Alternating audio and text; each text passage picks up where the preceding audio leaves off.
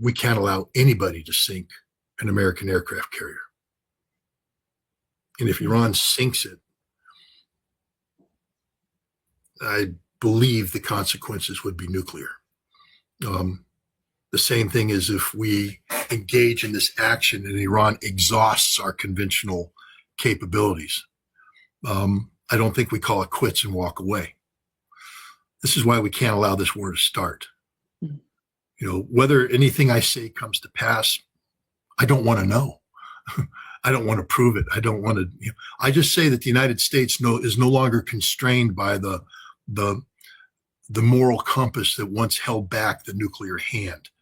We are governed by madmen, insane people who have no sense of moral obligation to the legacy of arms control.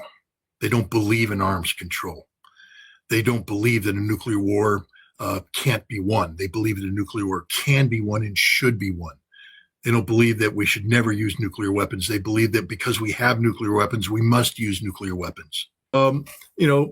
America may be an empire in decline, but we're still capable of doing a lot of damage on our way down. And we're not so in the decline that we don't have capacity. We know how to fight global war. We've prepared for it.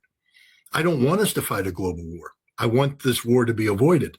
But if you're sitting there hoping that we run out of missiles based upon the basic combat load of the ships that are deployed, then you don't understand how America fights global war, because we are prepared to fight a war that lasts longer than the initial basic combat load. That's like saying we send an armored battalion out there, and when they run out of fuel and out of tank shells, then the battle's over. No, we can rearm, re-equip, refuel, push on.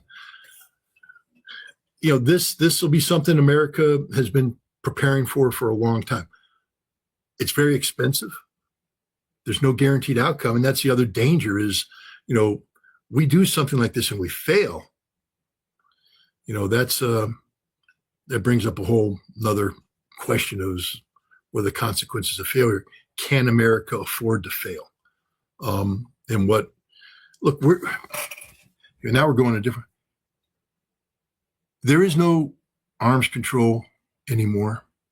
There is no constraint on America's nuclear capacity anymore. The United States has just said that we may start resuming the testing of nuclear weapons. Just because we can.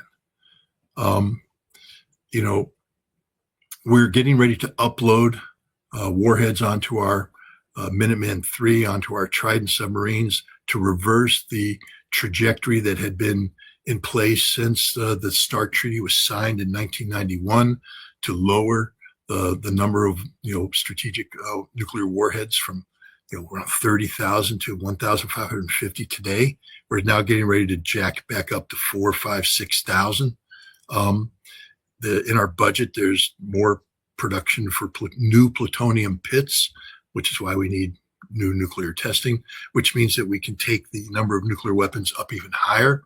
Not just strategic, but we're talking about expanding into non-strategic nuclear weapons so that we can, be seen as having, matched Russian capability, where Russia today enjoys a superiority in tactical nuclear weapons. We don't want to give Russia superiority into anything.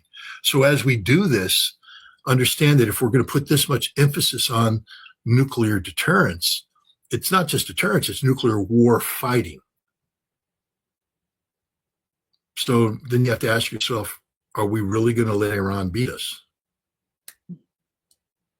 If we're going to do all of this, put all of these resources in there, put the full weight of America behind this, can we afford to lose?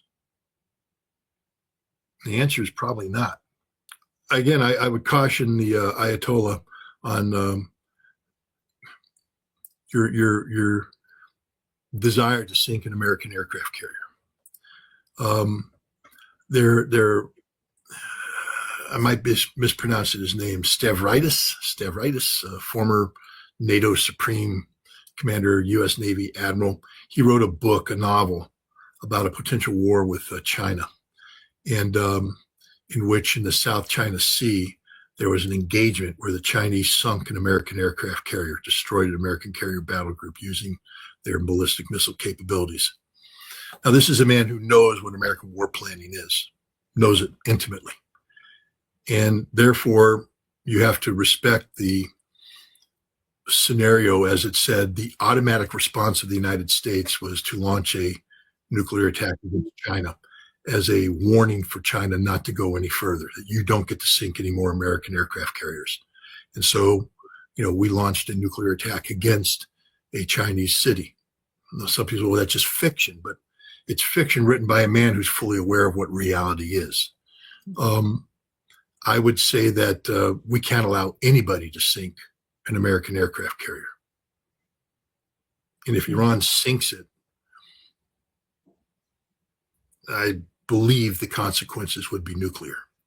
The same thing is if we engage in this action and Iran exhausts our conventional capabilities.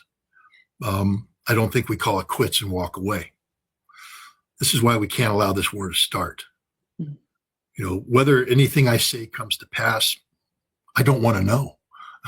I don't want to prove it. I don't want to. I just say that the United States is no longer constrained by the moral compass that once held back the nuclear hand. We are governed by madmen, insane people who have no sense of moral obligation to the legacy of arms control. They don't believe in arms control. They don't believe that a nuclear war can't be won. They believe that a nuclear war can be won and should be won.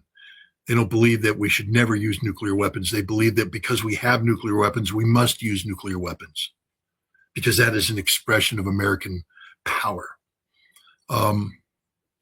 We're literally in one of the most insane periods of American history, where, again, I come back to my condemnation of the millennial generation that has failed the American constitutional republic because they don't know what the constitutional republic is. They can't defend that which they don't know. And if they're not willing to defend it, then the very things our founding fathers warned us about when we created a constitutional republic and transferring power from the people, from the states to a federal government, the danger of the concentration of power without checks and balances. That's what's happening today. Everything that was warned about in the anti-federalist papers. It's funny. A lot of people claim to know about the Federalist Papers. They don't. They just heard somebody mention it on a Sunday talk show. But do they know that there were anti-federalist papers published as well that warned about, and that because of the anti-federalist papers, we got the Bill of Rights, which was a concession from the Federalists to give people, give states, give people their basic rights. Because Hamilton didn't want any rights. He wanted total power. Well, everything that our founding fathers warned about has come to pass, and we have failed every test of the American democratic experiment, every test of the constitutional republic.